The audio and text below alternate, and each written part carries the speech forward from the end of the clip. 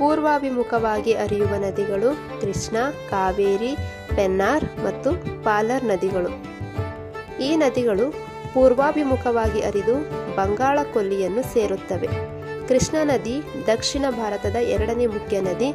ಇದು ಮಹಾಬಲೇಶ್ವರ ಎಂಬಲ್ಲಿ ಉಗಮ ಹೊಂದಿ 1392 ಕಿಲೋಮೀಟರ್ ದೂರ ಪೂರ್ವದ ಕಡೆಗೆ ಹರಿದು ಬಂಗಾಳ ಕೊಲ್ಲಿಯನ್ನು ಸೇರುತ್ತದೆ. ಪಶ್ಚಿಮಾಭಿಮುಖವಾಗಿ ಹರಿಯುವ ನದಿಗಳು ಶರಾವತಿ, ಕಾಳಿ, ಗಂಗಾವಳಿ, ನೇತ್ರಾವತಿ, ವರಾಹಿ, ಅಘನಾಶಿ. ಈ ನದಿಗಳು ಮಲೆನಾಡಿನಲ್ಲಿ ಹುಟ್ಟಿ ಪಶ್ಚಿಮಕ್ಕೆ ಹರಿದು ಅರಬ್ಬಿ ಸಮುದ್ರವನ್ನು ಸೇರುತ್ತವೆ.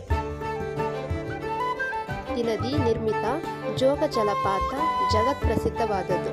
ಇದು ಭಾರತದ ಎತ್ತರವಾದ ಜಲಪಾತವಾಗಿದೆ.